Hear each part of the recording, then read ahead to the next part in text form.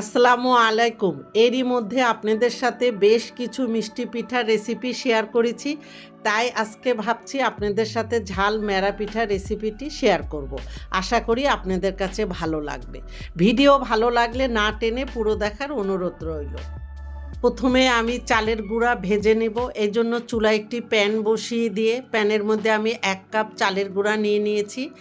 আর এখানে ভিজা শুকনা যে কোনো চালের গুঁড়া দিয়ে এই পিঠাটা তৈরি করে নিতে পারেন। এখন চুলার হিট মিডিয়াম লোর মাঝামাঝি রেখে অনবরত নেড়ে চেড়ে চালের গুঁড়াগুলিকে কিছুক্ষণ ভেজে নিতে হবে। তবে খেয়াল রাখতে হবে তলানিতে লেগে না যায়। চালের গুঁড়াগুলি ভাজা হয়ে গিয়েছে। এখন আমি চুলাটা অফ করে দিয়েছি। চালের গুঁড়াগুলি ভাজা হয়েছে বোঝার উপায়, হাতের মধ্যে কিছুটা চালের গুঁড়া নিয়ে যখন দেখবেন খসখস অথবা ঝরঝরে ভাব আসবে তখনই বুঝতে হবে চালের গুঁড়াটা ভাজা হয়ে গিয়েছে। এখন আমি এখানে ফুটন্ত গরম পানি অল্প অল্প করে দিয়ে ডোটা তৈরি করে নেব। আর এখানে আমি 1/4 চা চামচ লবণ দিয়েছি। আর লবণ দেওয়ার ভিডিওটি দেখাতে পারিনি, এর জন্য আমি আন্তরিকভাবে দুঃখিত। আমার ডোটা তৈরি করা হয়ে গিয়েছে।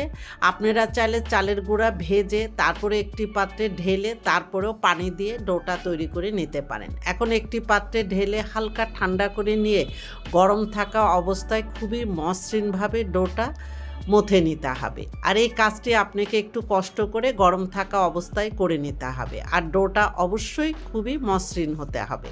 তবে এখানে কোনো পানি ব্যবহার করা যাবে না ডোটা তৈরি করার জন্য। এদিকে আমার ডোটা খুবই মসৃণভাবে তৈরি করা হয়ে গিয়েছে।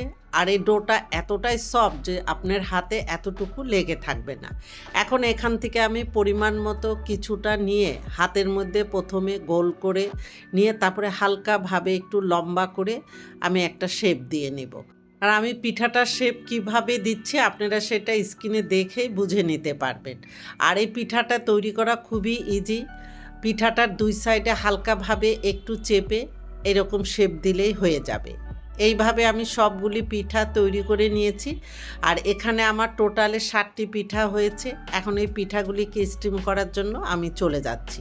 এই জন্য আগের থেকে চুলায় একটি প্যানে অর্ধেকেরও কম পানি দিয়ে ভালো মতো ফুটিয়ে নিয়ে এই পাত্রটার উপরে আমি এরকম একটা স্ট্রেনার দিয়ে দিয়েছি।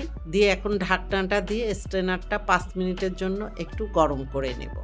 5 মিনিট পরে আমি ঢাকনাটা তুলে নিয়ে আগের থেকে তৈরি করে রাখা একে একে করে সবগুলি পিঠা দিয়ে দেব। কারণ আজকে আমি পিঠা খুবই অল্প করেছি, তাই একবারে আমার স্টিম করা হয়ে যাবে। এখন ঢাকনা দিয়ে আমি 8 থেকে 10 মিনিটের জন্য অপেক্ষা করব। 10 মিনিট পরে ঢাকনাটা তুলে নিচ্ছি। ঢাকনাটা তুলে পিঠাগুলি একটু ঠান্ডা করে নিয়ে এখন স্ট্রেনার থেকে একে একে করে সবগুলি পিঠা তুলে নিয়ে আমি 2-3 ঘন্টা ঠান্ডা করে নিয়ে তারপরে আমি পিঠাগুলি কেটে নেব। আর এইদিকে পিঠাগুলি কেটে নেওয়ার জন্য একটি ছুরির 2 সাইডে আমি একটু অয়েল মেখে নিয়েছি, এতে পিঠাগুলি কাটতে সুবিধা হবে।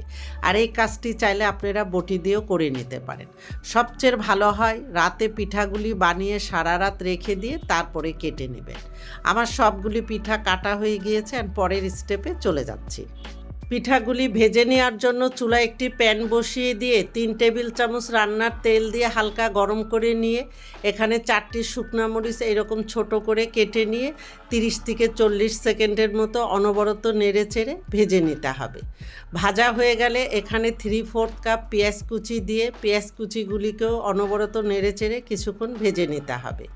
পেঁয়াজ কিছুক্ষণ ভেজে নেওয়ার পরে এখন এই পেঁয়াজের জন্য এখানে স্বাদ মতো লবণ দিয়ে দিব।